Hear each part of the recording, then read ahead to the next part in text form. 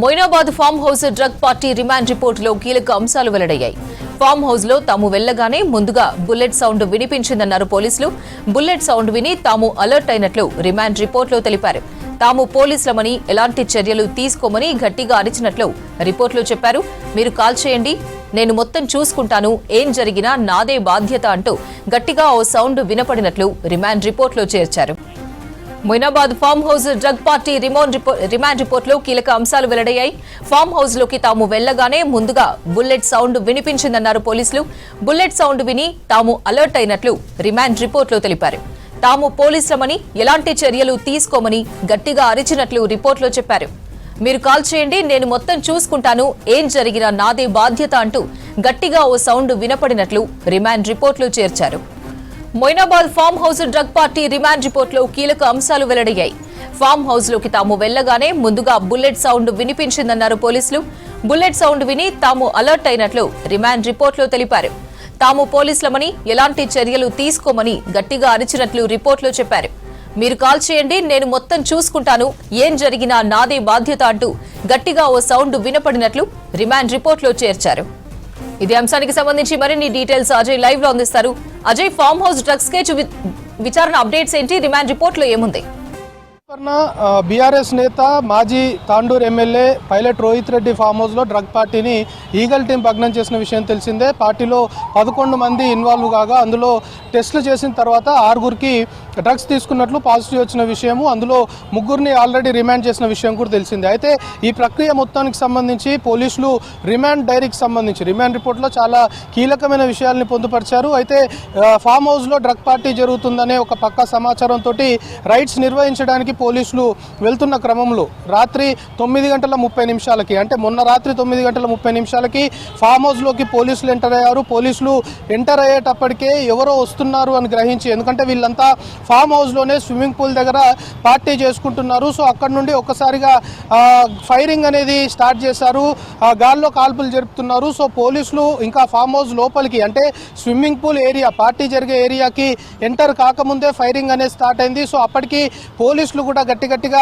మేము పోలీసులము సర్చ్ వారెంట్తోనే వచ్చాము, ఫామ్ హౌస్లో ఇలీగల్గా అసాంఘిక కార్యకలాపాలు జరుగుతున్నాయి, డ్రగ్స్ సంబంధించిన పార్టీ జరుగుతుందనే సమాచారం ఉంది, మేము సర్చ్ వారెంట్తో వచ్చామని చెప్తున్నప్పటికీ కూడా దాని తర్వాత మళ్ళీ ఒక 2 రౌండ్లు కూడా గాల్లో కాల్పులు జరిపారు. సో పోలీసులు ఇంకా స్పీడ్గా లోపలికి వెళ్లారు అనేది చాలా క్లియర్గా రిమాండ్ సంబంధించిన రిపోర్ట్లో పోలీసులు పొందుపరిచారు. సో స్విమ్మింగ్ పూల్ ఏరియా ఎక్కడైతే పార్టీ జరుగుతుందో, డ్రగ్స్ సంబంధించి వాళ్ళు కన్జ్యూమ్ చేస్తున్న ఏరియా ఉందో అక్కడికి వెళ్ళిన తర్వాత పోలీసులు మొత్తం కూడా సరౌండ్ చేశారు. సరౌండ్ చేసిన తర్వాత నిమిత్ శర్మ, ఢిల్లీకి సంబంధించిన వ్యాపారి, అక్కడ నిల్చొని ఉన్నాడు. సో అతని చేతుల్లో రివాల్వర్ ఉంది. సో ఆ రివాల్వర్ని ఫస్ట్ పోలీసులు స్వాధీనం చేసుకున్నట్లు కూడా రిమాండ్ రిపోర్ట్లో పోలీసులు చాలా క్లియర్గా వాటిని మెన్షన్ చేసిన సిచ్యువేషన్ మనం చూస్తున్నాము. సో ఆ రివాల్వర్ సంబంధించి ఇటు జర్మనీ మేడ్ .32 రివాల్వర్ అది, దాంతోపాటు ఇటు నిమిత్ శర్మ గాల్లో కాల్పులు జరిపారు. దాని తర్వాత అతని పక్కనే మరొక వ్యక్తి బుల్లెట్స్ చేతిలో పట్టుకొని ఉన్నారు. సో వాటిని మొత్తం కూడా ఫస్ట్ పోలీసులు స్వాధీనం చేసుకున్నారు. అయితే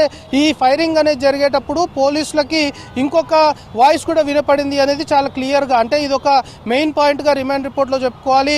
మీరు కాల్చండి, ఎవరు వస్తే ఏం జరుగుద్దో నేను చూసుకుంటాను అంటూ ఒక వాయిస్ కూడా వినపడింది. అంటే పోలీసుల పైన ఫైరింగ్, అంటే గాల్లో కాల్పులు జరిపేటప్పుడు ఇలాంటి వాయిస్ కూడా వినపడింది అనేది రిమాండ్ రిపోర్ట్లో చాలా క్లియర్గా పోలీసులు పొందుపరిచారు. ఇక లోపలికి వచ్చిన తర్వాత రివాల్వర్ స్వాధీనం చేసుకున్నారు. ద రివాల్వర్తో పాటు రౌండ్స్ ఆఫ్ బుల్లెట్స్ని పోలీసులు స్వాధీనం చేసుకున్నారు. ఇక 11 మంది ఎవరైతే ఉన్నారో ఆ 11 మందిని ముందు విడివిడిగా పోలీసులు విచారించారు. ఎందుకంటే ఈగల్ టీంకి ఇటు ఎస్ఓటీ సంబంధించిన అధికారులకి చాలా పక్కా సమాచారం ఉంది, డ్రగ్స్ సంబంధించిన కన్సంప్షన్ ఇక్కడ జరుగుతుంది, చాలా మంది ఈ పార్టీకి అటెండ్ అవుతున్నారు, అందులో రాజకీయ నాయకులు ఉన్నారు, at the same time business సంబంధించిన పర్సన్ కూడా ఉన్నారు. కాబట్టి ఇక్కడ డ్రగ్స్ సంబంధించిన పార్టీ జరుగుతుందనే సమాచారం ఉంది. సో దాన్ని బేస్ చేసుకొని పోలీసులు ముందు 11 మంది ఎవరైతే పార్టీలో ఇన్వాల్వ్ అయ్యారో వాళ్ళని విడివిడిగా క్వశ్చన్ చేశారు. డ్రగ్స్ సంబంధించి సేవించారా లేదా అని ముందు క్వశ్చన్ చేసినప్పుడు ఎక్కడ డ్రగ్స్ సంబంధించి మేము తీసుకోలేదు, డ్రగ్స్ అనే ఊసే లేదు అంటూ బుకాయించే ప్రయత్నం చేశారు. ఇక దాని తర్వాత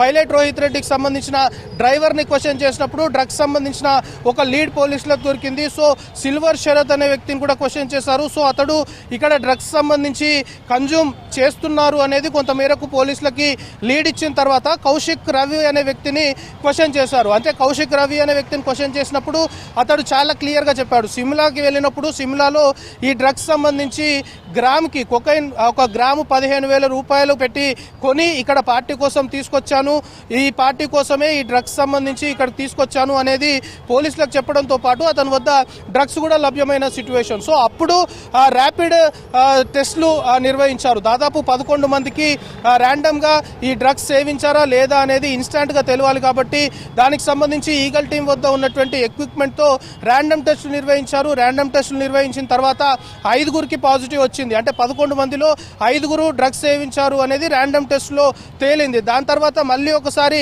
వాళ్ళ బ్లడ్ శాంపుల్స్ సంబంధించి తీసుకొని వాటిని హాస్పిటల్స్ పంపించినట్లు కూడా రిమాండ్ రిపోర్ట్లో చాలా క్లియర్గా పోలీసులు పేర్కొన్నారు. సో హాస్పిటల్ పంపించిన తర్వాత బ్లడ్లో ఇంకొక శాంపుల్లో పాజిటివ్ వచ్చినట్లు పోలీసులు రిమాండ్ రిపోర్ట్లో చెప్తున్న సిచ్యువేషన్ మనకుంది. మెయిన్గా ఇటు ఏలూరు సంబంధించిన ఎంపీ మహేష్ కుమార్ యాదవ్ ఫస్ట్ 5గురికి పాజిటివ్ వచ్చింది. ఫస్ట్ ర్యాండమ్ టెస్ట్ నిర్వహించినప్పుడు అతనికి నెగిటివ్ వచ్చింది, కానీ శాంపుల్స్ హాస్పిటల్ పంపించి టెస్టులు నిర్వహించిన తర్వాత అతనికి కూడా పాజిటివ్ వచ్చింది. సో అతనితో కలుపుకొని మొత్తము ఈ కేసు సంబంధించి మొయినాబాద్ ఫామ్ హౌస్లో డ్రగ్స్ కేసు సంబంధించి 11 మందిలో 6గురికి పాజిటివ్ వచ్చినట్లు ఇప్పటికే పోలీసులు ధృవీకరించడంతో పాటు రిమాండ్ రిపోర్ట్లో కూడా చాలా క్లియర్గా దాన్ని మెన్షన్ చేశారు. ఇక సేమ్ టైం 11 మందిలో ఒక మహిళ ఉంది. ఆ మహిళ కూడా ఆమె భర్త కూడా ఆ పార్టీలో ఉన్నారు. సో ఆమెకు సంబంధించి ఫ్రెండ్లీగానే ఆ పార్టీకి అటెండ్ అయింది అంటూ కూడా రిమాండ్ రిపోర్ట్లో చాలా క్లియర్గా పోలీసులు పొందుపరచడంతో పాటు మెయిన్గా పోలీసుల పైన కాల్పులకు సంబంధించిన వ్యవహారంలో ఉద్దేశపూర్వకంగానే గన్ తోటి కాల్పులు జరిపే ప్రయత్నం చేశారు. ఎందుకంటే పోలీసులమని చెప్పిన తర్వాత కూడా 1-2 రౌండ్లు గాల్లో కాల్పులు జరిపారు. అంటే ఉద్దేశపూర్వకంగానే ఈ కాల్పులు జరిపారు అనేది కొంతమేరకు రిమాండ్ రిపోర్ట్లో పోలీసులు పొందుపరిచిన సిచ్యువేషన్. అయితే కాల్పులు జరిపి అక్కడి నుండి పోలీసుల కళ్ళు కప్పి ఒక విధంగా పోలీసులని భయభ్రాంతులకు గురి చేసి అక్కడి నుండి వీళ్ళంతా కూడా డ్రగ్ పార్టీ జరుగుతుంది కాబట్టి పోలీసులు వచ్చారు, అక్కడి నుండి కాల్పులు జరిపి తప్పించుకునే ప్రయత్నంలో భాగంగానే కాల్పులు జరిపారు అనేది కూడా చాలా క్లియర్గా రిమాండ్ రిపోర్ట్లో పోలీసులు పొందుపరిచారు. సో దీంతో పాటు చాలా కీలకమైన అంశాలు ఈ డ్రగ్స్ కేసు సంబంధించి ముందు నుండి కూడా అంటే pilot Rohith Reddy farm house సంబంధించి ముందు నుండి కూడా వివాదాల్లో ఉంది. గతంలో కూడా డ్రగ్స్ సంబంధించిన పార్టీ జరుగుతుందనే ఒక సమాచారంతో కాంగ్రెస్ పార్టీ అధికారంలోకి వచ్చిన తర్వాత మెయిన్గా ఈ డ్రగ్స్ సంబంధించిన ఈవెంట్స్ అనుకోవచ్చు, డ్రగ్స్ సంబంధించిన పార్టీస్ పైన ఎక్కువగా కూడా ఈగల్ టీం కావచ్చు, నార్కోటిక్స్ సంబంధించిన అధికారులు దృష్టి పెడుతున్నారు. అయితే అప్పుడు కూడా ఫామ్ హౌస్లో డ్రగ్స్ పార్టీ జరుగుతుందనే ఒక సమాచారంతో అధికారులు దాడులు నిర్వహించే ప్రయత్నం చేశారు. సో అప్పుడు ఆ ఇన్ఫర్మేషన్ లీక్ అయ్యి అక్కడ డ్రగ్స్ ఏం లభ్యం కాలేదు, కానీ పార్టీ జరుగుతుంది అనేది ఎస్టాబ్లిష్ అయింది. సో పైలట్ రోహిత్ రెడ్డి ఫామ్ హౌస్లో రెగ్యులర్గా ఇలాంటి యాక్టివిటీస్ జరుగుతున్నాయి, ఇలాంటి డ్రగ్స్ పార్టీస్ జరుగుతున్నాయి అనేది ఒక చాలా క్లియర్ ఇన్ఫర్మేషన్ ఉంది. సో ఆ ఇన్ఫర్మేషన్ని బేస్ చేసుకునే మొన్న కూడా రైడ్స్ నిర్వహించారు పోలీసులు. అది ఒక్కరోజు ఉన్న ఇన్ఫర్మేషన్ కాదు, చాలా రోజుల నుండి కూడా ఇటు ఈగల్ టీంకి పలానా రోజు పైలట్ రోహిత్ రెడ్డి ఫామ్ హౌస్లో వివిధ ప్రాంతాల నుండి చాలామంది రాజకీయానికి సంబంధించిన రాజకీయ నాయకులు కావచ్చు, లేకపోతే వ్యాపారస్తులు కావచ్చు, అందరూ కూడా ఒక వీకెండ్ డ్రగ్ పార్టీ నిర్వహించుకోబోతున్నారు అనేది పక్కా ఇన్పుట్స్ తోటే ఈగల్ అధికారులు దాడులు నిర్వహించిన సిచ్యువేషన్. అయితే ఈ రిమాండ్ రిపోర్ట్ సంబంధించి మాత్రం చాలా క్లియర్గా అంటే నమిత్ శర్మకు సంబంధించి కాల్పులు జరిపిన వ్యక్తి నమిత్ శర్మ, అతడు ఒక ఢిల్లీ వ్యాపారి. సో అతడు పార్టీలో ఉన్నాడు, అతడు పైలట్ రోహిత్ రెడ్డి సోదరుడు రితీష్ రెడ్డి స్నేహితుడు. అయితే అతడు కాల్పులు జరిపిన రివాల్వర్ జర్మనీ మేడ్ .32 రివాల్వర్ ఏదైతే ఉందో అది రితీష్ రెడ్డి పైన అంటే అతని లైసెన్స్డ్ రివాల్వర్ అనమాట. ఆ లైసెన్స్డ్ రివాల్వర్ ఇటు నమిత్ శర్మ చేతికి ఎందుకు వచ్చింది, నమిత్ శర్మ ఎందుకు కాల్పులు జరపాల్సి వచ్చింది? సో ఇలాంటి అనుమానాలు చాలా ఉన్నాయి.